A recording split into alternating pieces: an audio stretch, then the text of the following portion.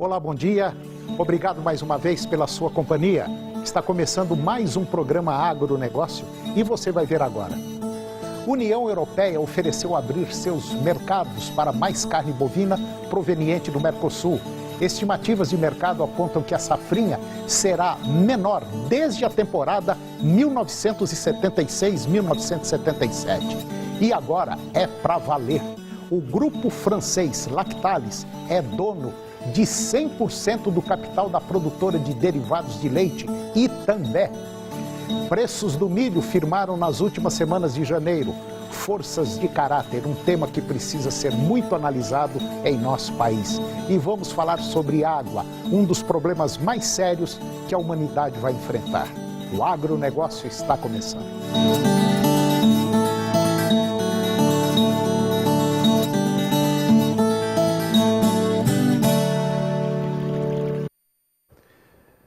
A União Europeia ofereceu abrir seus mercados para mais carne bovina proveniente do Mercosul, buscando concluir as negociações do que seria o seu acordo comercial mais lucrativo. Ministros da Argentina, Brasil, Uruguai e Paraguai se reuniram com representantes comerciais e agrícolas da União Europeia em Bruxelas para discutir como avançar nas negociações travadas pelo tema da carne. A União Europeia melhorou a sua oferta para um acesso de 99 mil toneladas de carne por ano, ante 70 mil toneladas de carne por ano. E, pelo menos, eles disseram que, com conhecimento do assunto, embora não estivesse muito claro, se os volumes seriam isentos de tarifas.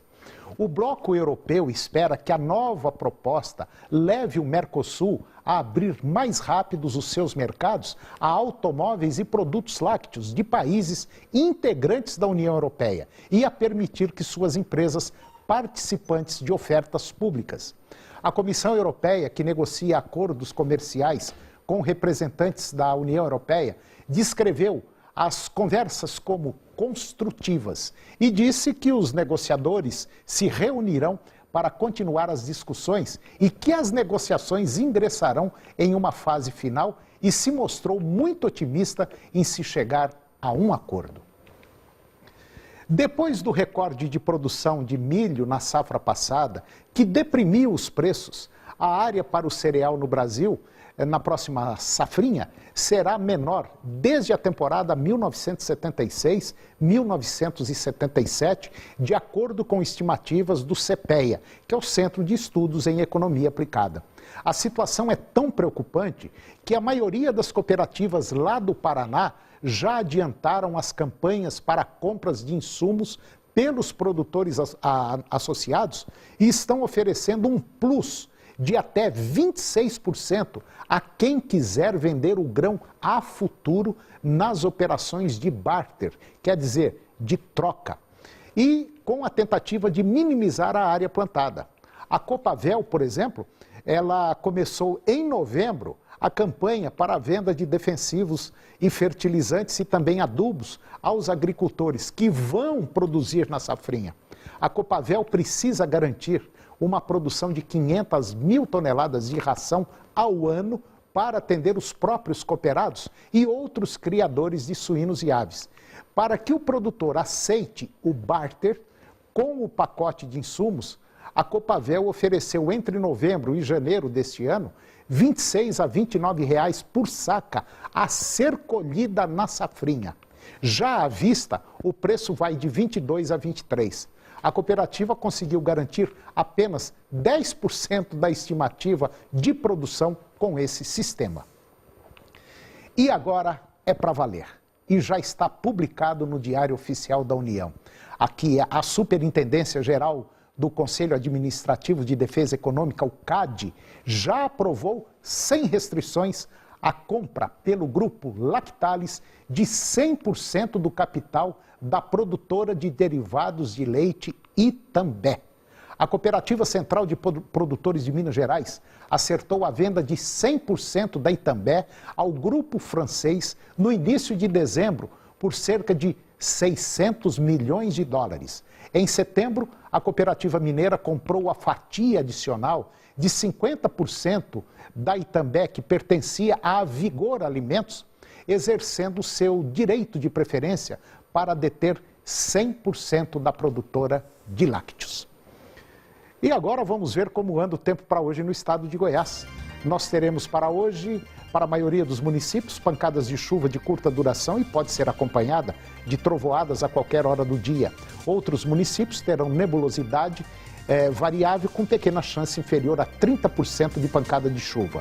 E nós vamos ter aí sol entre poucas nuvens. Vamos conferir agora a temperatura para os principais municípios. São Miguel do Araguaia, 35 a máxima e 22 a mínima. Minaçu, 33 a máxima e 25 a mínima. Posse, 33 a máxima e 23 a mínima. Aruanã, 34 a máxima e 24 a mínima. Cabeceiras, 32 a máxima e 22 a mínima. Itaberaí, 30 a máxima e 21 a mínima. Cristalina, 28 a máxima e 19 a mínima. Mineiros, 29 a máxima e 19 a mínima. E Rio Verde, 28 a máxima e 20 graus a temperatura mínima. E depois do intervalo, você vai ver que os preços do milho firmaram nas últimas semanas de janeiro. Forças de caráter, um tema que precisa ser muito analisado aqui no Brasil. E vamos falar sobre a água, um dos problemas mais sérios que a humanidade ainda vai enfrentar. Nós voltamos já. Vou conversar agora com Guido Juliano Martins Araújo. O Guido é agrônomo, gestor de empresas e perito ambiental. Guido Juliano, bom dia. Bom dia, Antônio. Tudo bom? Ótimo. Então tá bom. Guido, a gente já vem falando muito tempo sobre água, sobre meio ambiente, preservação e tal. E esses dias eu estava matutando um pouquinho e cheguei à seguinte conclusão, que a maior catástrofe do planeta não vai ser guerra, vai ser falta de água. Essa vai ser, acho que, o ponto X da questão. E você tem feito um trabalho, viajado, andado aí, e agora, aqui no Brasil, descobriram aí o maior aquífero do mundo, né? Exatamente. Mais um. Exatamente. Antes nós tínhamos o maior aquífero do mundo, que é o aquífero Guarani. Começa no Mato Grosso, na Amazônia, desce, pega São Paulo, uma parte de Minas Gerais, o sul de Goiás, e desce pelo sul do Brasil e ainda vai Paraguai, Argentina e Uruguai.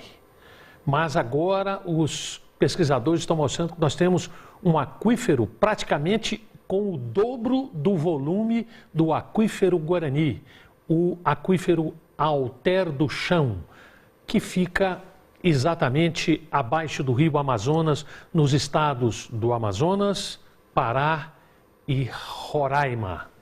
Bom, para você que tem dúvida ou não sabe o que é aquífero, é um grande reservatório de água que nós temos, aí com uma profundidade superior a 150 metros, 100 metros, né, Guido?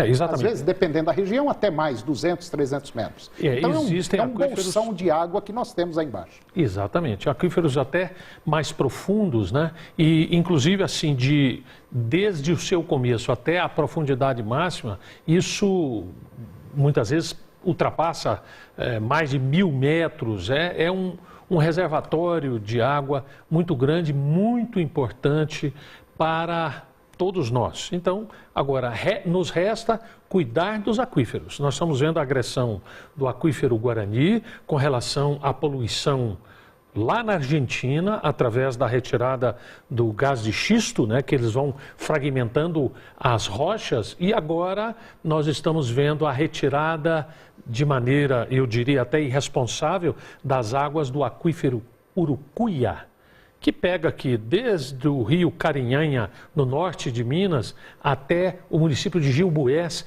no Piauí, que é um aquífero enorme também, mas ele vem sendo rebaixado no seu nível por conta de um desenfreado trabalho para a retirada de suas águas. E a gente tem que observar também que se nós acabarmos com os rios da superfície, provavelmente os aquíferos também terão problema, né, Guido? Exatamente, porque são eles que abastecem através da infiltração, não só as águas da chuva no local onde ela chove, mas no local onde ela brota também. A chuva, ela ficou num determinado lugar, ela vai infiltrando no perfil do solo, uma parte vai para os aquíferos. Então, nós temos que reter as águas da chuva no lugar onde ela chove, mas também nós temos que preservar os nossos rios, senão os nossos aquíferos poderão desaparecer. Inclusive, Guido, nós conversávamos no intervalo e um dos propósitos do Guido também, que está fazendo um belo do trabalho em preservação ambiental, seria aí a gente trabalhar em cima do meia-ponte, né, Guido? João Leite, barragem do João Leite. Eu acho que as autoridades têm que pensar nisso, porque em breve a gente poderá ter problema e é um breve muito curto, né, Guido? Exatamente. Porque a população está crescendo, a população está poluindo cada vez mais. As cidades poluem violentamente os nossos mananciais. Aí vem o setor agropecuário também. Enfim, daqui uns dias nós não vamos ter mais água.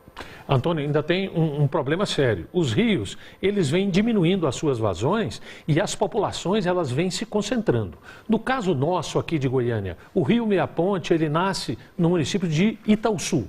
De lá para cá, ele vem recebendo dejetos das cidades, das propriedades rurais, das suinoculturas, e a população crescendo e a água diminuindo. Quer dizer, a concentração de poluentes é muito grande. Se nós não fizermos um trabalho para a despoluição e o aumento da vazão desses rios, o Meia Ponte que nós estamos dizendo, e o João Leite, que é o nosso principal reservatório hoje, que é uma barragem, é um reservatório maravilhoso para Goiânia, e nós não sabemos como é que o João Leite e seus afluentes ficarão se continuar esse descaso.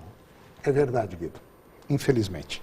Guido Juliano Martins Araújo, mais uma vez, muito obrigado pela sua participação, pelos seus esclarecimentos aqui no nosso programa e até o próximo. Até a próxima. Obrigado, Guido. Muito obrigado. E depois do intervalo, você vai ver que os preços do milho firmaram nas últimas semanas em janeiro. Forças de caráter, um tema que precisa ser muito analisado aqui no Brasil. Nós voltamos já.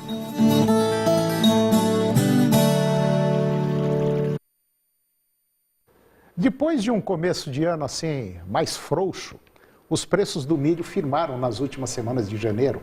O excesso de chuvas no Brasil Central e também lá no Paraná tem dificultado o avanço da colheita da safra de verão, além dos possíveis prejuízos em termos de produtividade e o encurtamento da janela de plantio agora na segunda safra. Mas saiu um levantamento aí da Scott Consultoria, lá na região de Campinas, no estado de São Paulo, que é quem baliza o preço do milho. E a saca de 60 quilos está cotada em R$ 31,70 sem o frete. Agora, o frente a negócios em até R$ 30,50 por saca nas primeiras semanas do ano. Em relação à média de dezembro último agora, o preço do cereal subiu 3,6%, mas ainda está 12% abaixo do registrado em janeiro do ano passado. No curto e médio prazos, a atenção vai seguir voltada para as condições climáticas e os andamentos que estão acontecendo, os trabalhos no campo, né?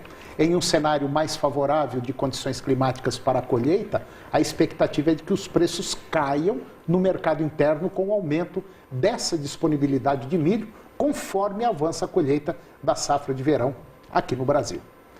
E agora eu vou conversar com Carmen Silvia Carvalho. A Carmen, ela é neurocoach e especialista em desenvolvimento humano. E a nossa entrevista de hoje é sobre um tema interessante. Nós vamos falar sobre as forças de caráter. Carmen Silvia, bom dia. Bom dia a todos. Tá tudo bem com a senhora? Tudo ótimo. Então tá bom. Entre tapas e beijos? Entre tapas e beijos, a gente... Vamos levando a vida. E por falar entre tapas e beijos, esse tema é muito pesado, né? Forças de caráter, né? Mas aí eu acho que, na minha visão, tem vários significados, né? É aquele sujeito que fala, não, eu vou fazer isso na minha propriedade rural, e vai, faz, planeja, estuda. Já tem o outro que encara de uma outra forma. É mais ou menos por aí? É mais ou menos por aí. As forças de caráter são um grande objeto de estudo da psicologia positiva e elas vêm falar a respeito das nossas características essenciais. E a percepção de que aquela ideia que a gente tinha de que existe o bom caráter e o mau caráter, e o mau caráter não tem nenhuma possibilidade porque pau que nasce torto morre torto, começa a ser questionada cientificamente. Há uma possibilidade imensa de nós desenvolvermos as nossas forças de caráter à medida das nossas necessidades, à medida que as situações de conflitos, de desafios aparecem e eu preciso redimensionar essas forças. É muito comum, às vezes, as pessoas falarem, nossa, mas o fulano mudou tanto, né, de uns tempos para cá. Quer dizer, são os acontecimentos que vão influenciando no nosso dia a dia, né? E a gente vai igual o rio, a gente vai se moldando, né? Exatamente. De acordo com os problemas, é isso aí? Exatamente, de acordo com os problemas, mas de acordo também com a felicidade, com o bem-estar, claro. Né? Eu costumo dizer que nós ainda somos muito resistentes à felicidade, ao bem-estar. Nós precisamos das dificuldades para mudarmos, né? O ideal seria que a gente aprendesse com o lucro, aprendesse com aquele colaborador lá da nossa fazenda que acorda de manhã e conversa com a natureza feliz, mas geralmente a gente se fixa naquele que reclama, naquele que atropela os outros, nas dificuldades. O nosso cérebro está acostumado a viver a emoção negativa. Como dizem, quanto pior, melhor, né? Pois é. Muita gente se sente feliz com isso, né? Exatamente. E deveria ser justamente o contrário, né? O contrário. Até porque a emoção negativa, ela vai trazer para nós uma questão de saúde em dificuldade. Então, a prosperidade de qualquer negócio, seja ele no campo ou na cidade, em qualquer dimensão, está muito ligada à utilização desses nossos talentos para o que nos faz feliz, para o que nos faz produtivos. Eu tenho observado, principalmente, é claro, em relação à área rural, que a gente vê assim, às vezes não fala, mas pensa, o seguinte, a maioria dos produtores não tem um caráter empreendedor. Parece que falta isso aí, as pessoas sentem muito medo, falta segurança. Mas esse tema, Carmen, eu gostaria de voltar com você no próximo bloco, pode ser? Combinado. Então tá bom, já a gente volta para falar sobre esse caráter no empreendedorismo. É um minutinho só e eu volto já.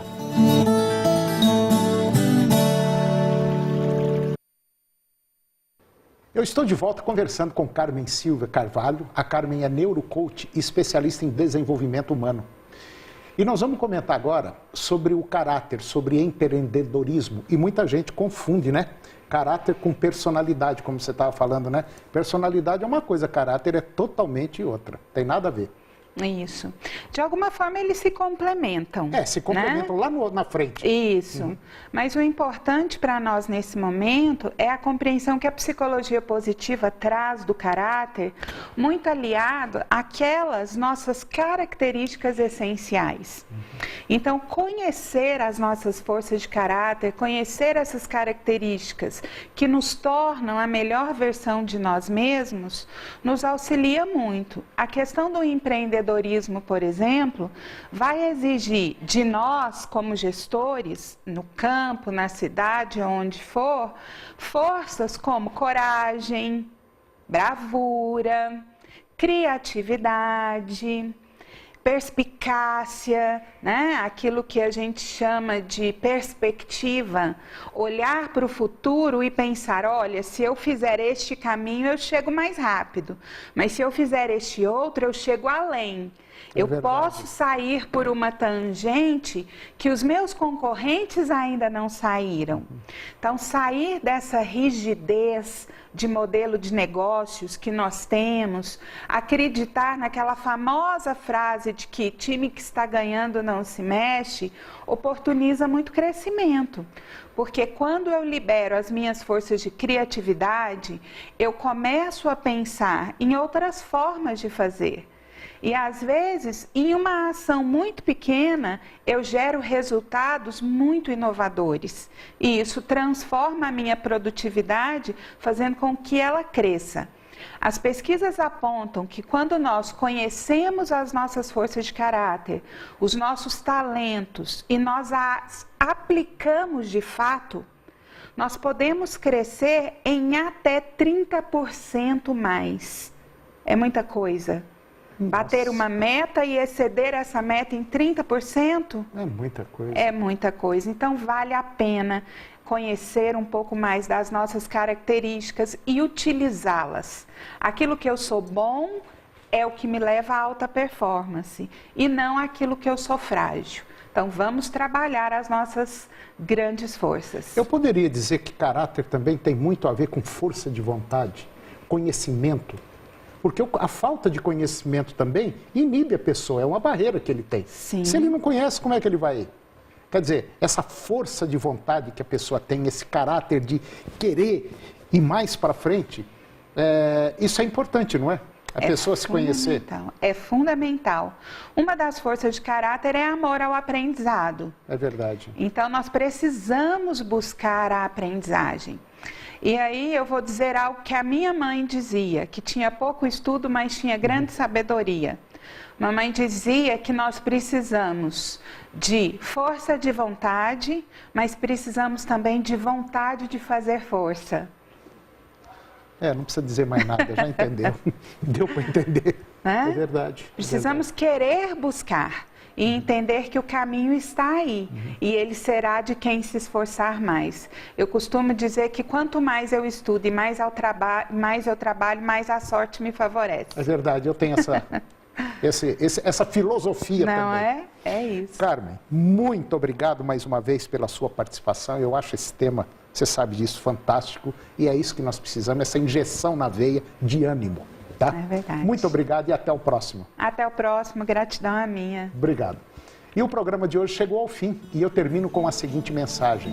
Liberdade é o direito de fazer tudo aquilo que as leis permitem. Um grande abraço, um bom dia e até o próximo programa.